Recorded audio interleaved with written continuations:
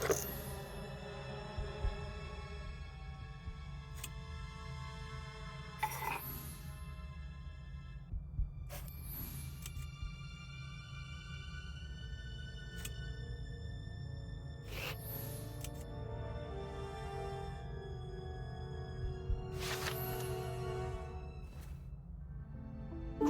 I found a letter. A letter? To customs authorities? While I was... discovered a secret operation. Cigarettes and alcohol. Everything is clear now. Time to catch a killer.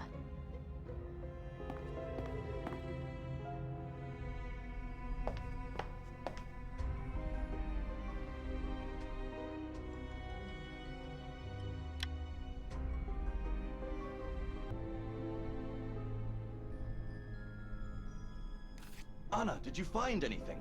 I think I did. Yes. Have the police arrived yet? What? No, not yet. But they will be here very soon. I need to pack my bags. Claudia, please sit down. We have some time before the police arrive and can examine the results of my investigation. What investigation? I became suspicious after the death of Professor Kinski. And then, when Ulla died, I was certain they were both killed.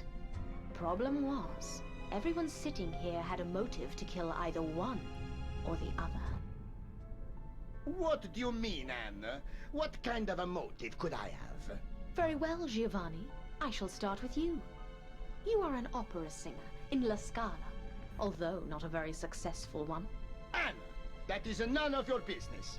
Nevertheless, you were hoping for a promotion, and you were this close to releasing a record. But suddenly everything collapsed, thanks to Mr. Peterson.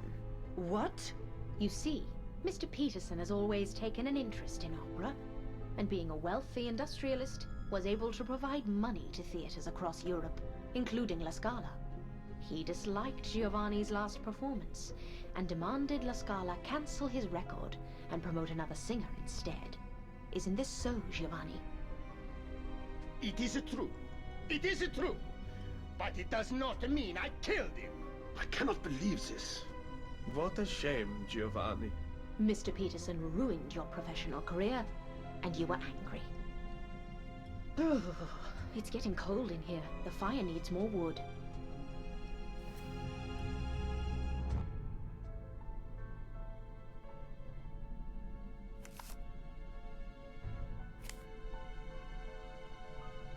Anna, put some wood on the fire, please.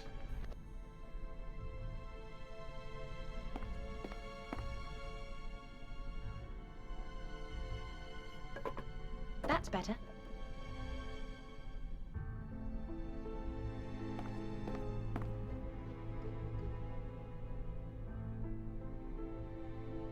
Do you know who the killer is, Anna? I think I do. By the way, were you surprised I found a Hindu coin in Professor Kinski's room? What do you mean? Did you know Professor Kinski? Well, sort of. Ladies and gentlemen, what Professor Clark is trying to say is that he and Professor Adam Kinski were students at the same university, and formerly very good friends. But a girl you were going to marry ran away with Professor Kinski. How did you discover this, Anna? By searching Professor Kinski's luggage. Isn't it true you had threatened him before this? Well, yes. But I swear I didn't kill him. In fact, when he saw me, he decided to leave, but then he died. How convenient. I told you it wasn't me. Murderer! But I didn't do it, honestly. I was as surprised as you. But you were glad he was dead. Anna, please. Otto, I almost forgot about you. What? Did I also kill Professor Kinski? No. However, you do have a nice little smuggling operation going on here. What? At first, I was confused by all the cigarettes in the cellar, but then I realized. Do you remember the day Dr. Hartman was killed? When he gave a note to me and Walter? Oh my God! Otto! I thought Dr. Hartman had something to tell us about the killings. But he had discovered your smuggling operation and wanted to talk to us about it. How do you know that, Anna? I found a letter. Here it is.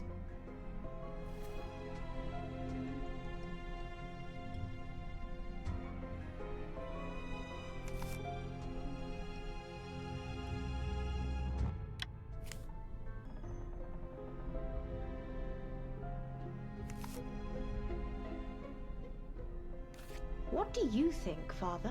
Well, I don't think what is written here is true. Why? Because he thinks you were also involved in the smuggling? What? Are you mad? I remember how worried you were when Dr. Hartman was killed, and asked if we had uncovered anything suspicious. Now I understand your real fear was that we would find out about you. Father, is this true? He was helping Otto to communicate with customers. He travels a lot around this area, and knows local people. Very convenient. And then Dr. Hartman found out, and he died. Anna, it is not what you think. I'm speechless, gentlemen. To kill a man because he uncovered your smuggling operation was cruel punishment. We didn't kill him. In fact, we didn't even know he discovered... Oh, never mind. What a shame. Sadly, it is, yes. Well, Anna, it is a relief to know all the criminals have been found. But now, please excuse me. I need to pack my bag and leave this place as soon as the road is cleared. Well played, Claudia. To be honest, I admire your skill. What are you talking about? Have you seen this postcard?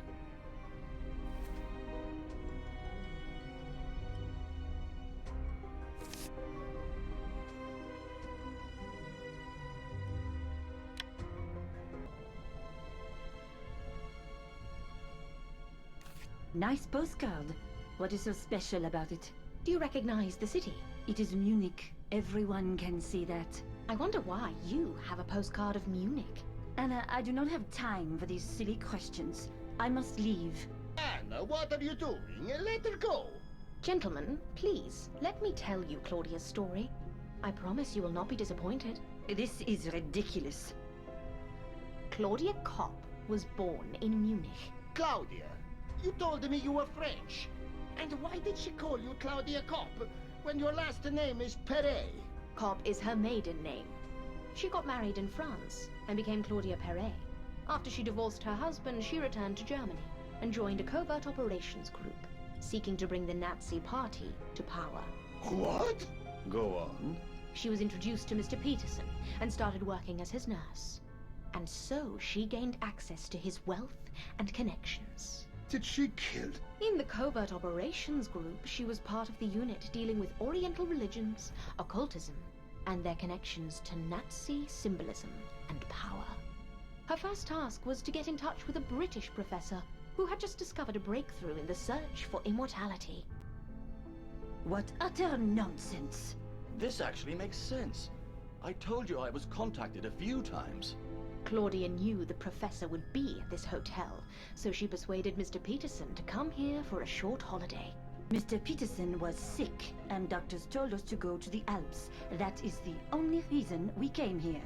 The only problem was that Claudia did not know what the professor looked like, and both Professor Clark and Professor Kinski were here. Time was of the essence, so Claudia had to act quickly. She tore out the photos from the guest photo album and stole the hotel keys so she would have access to all the rooms. So that explains the missing keys and the missing photographs. On the day I arrived, Claudia decided to check Professor Kinski's room. But alas, the professor returned to his room at a very unfortunate moment when Claudia was going through his luggage. That is the funniest thing I have ever heard. And then what? He saw me and had a heart attack? No. Professor Kinski threatened to report you to the police and tell all the guests you were a thief. So you had no other choice. And the next morning you remembered he complained about his heart. My God, I do not believe this. Claudia, is this true? This is a joke, Father. Can you not see? She has accused us all. The only innocent person here is Anna. Anna, go on, please. It's a telephone. I will answer it, Otto.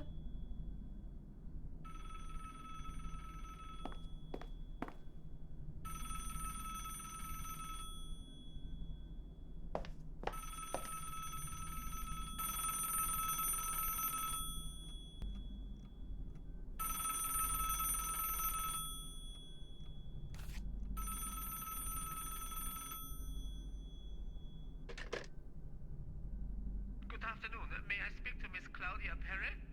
Who is calling? A good friend. Is she there? Yes, but she's busy. Is she alright? Yes, yes, she's perfectly fine. Do you have a message? Yes, please tell her that the plans have changed. What plans? She knows. What is your name? Helmut. Tell her Helmut. I will. Thank you and have a good day.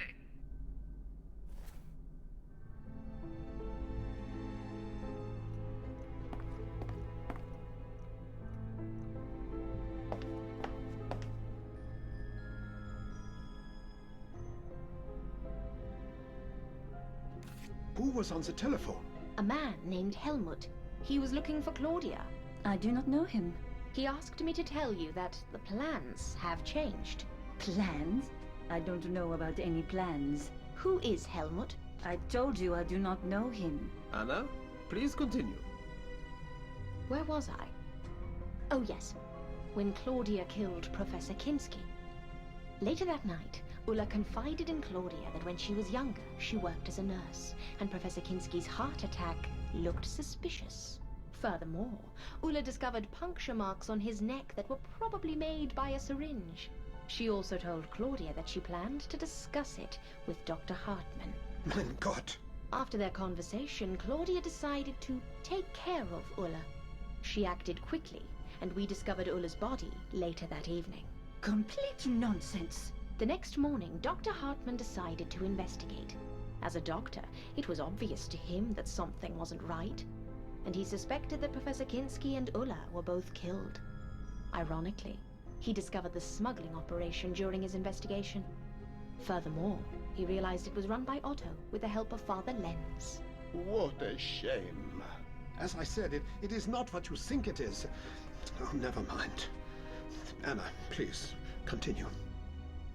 Dr. Hartmann wanted to share his findings and wrote 2 notes, one to me and one to Walter, asking us to come to the cellar at 11 o'clock, where he wanted to show us the boxes full of cigarettes. Well, at least Dr. Hartmann wasn't killed by me. On the contrary, Claudia, you knew Dr. Hartmann discovered something, and so you decided to kill him as quickly as you could. You didn't have time to stage another heart attack, so you stole Mr. Peterson's gun, ran to the cellar, and shot him. Later, you put the gun case in Giovanni's room, and the gun in Professor Kinski's luggage. You confused us all. Walter found the body first, and took out his gun, and began to look around. When I entered the cellar, I saw Dr. Hartmann's body, and Walter holding a gun. We argued, and after we searched the cellar, we left and informed everyone of Dr. Hartmann's death. Nonsense! When we announced the death of Dr. Hartmann, it turned out Giovanni was missing a pair of shoes. Professor Clark had mislaid his passport, and Mr. Peterson could not find his gun. But now we know what happened to Mr. Peterson's gun. But what about the shoes and the passport? We are almost there, Otto. Be patient, please. Did you find my passport, Anna? Yes, I did. Here it is.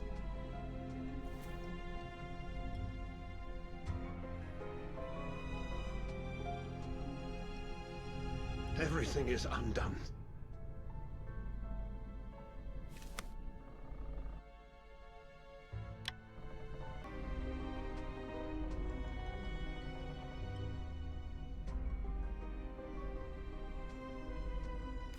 Later that day, Claudia pretended to be attacked.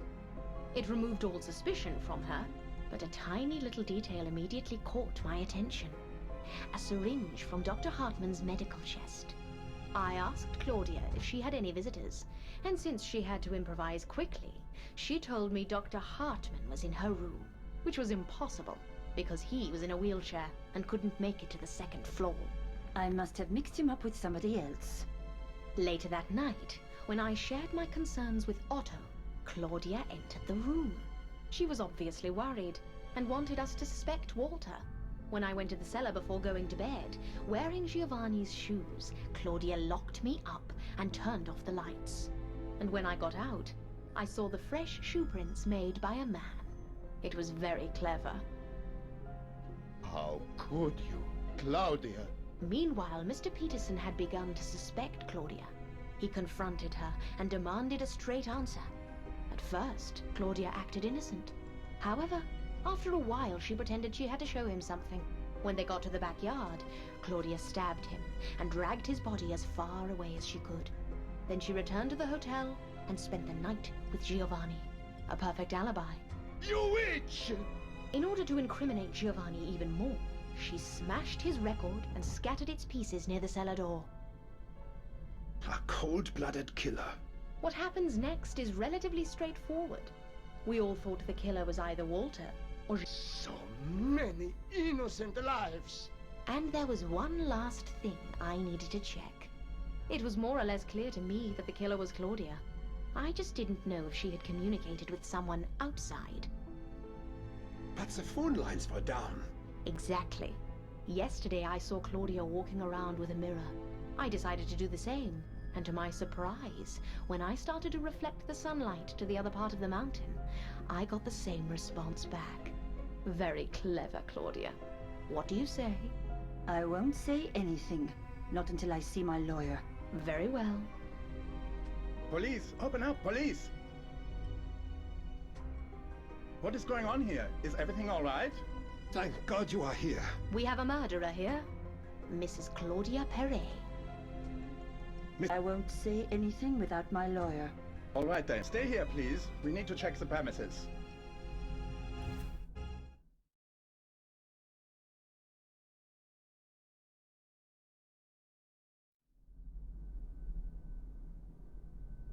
Anna, thank you very much for helping us solve the case. I'm glad I could help. We will... That is good to hear. I suggest you stay at the hotel for one more night, as it is too late to set off on a long trip. Do you mind? No, of course not. After everything that has happened, I am not sure I could sleep here alone anyway. Very well. Have a good rest. Thank you. Goodbye.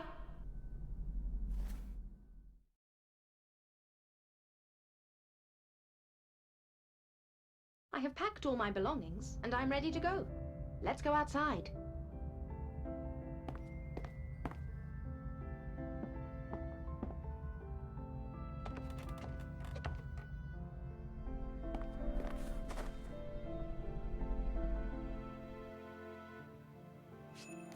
Good morning. Thank you very much, Anna. Good morning. You are welcome, Otto. Well, I hope you will come here again. I will. Anna, I have one question. Yes? I don't really know how to say this.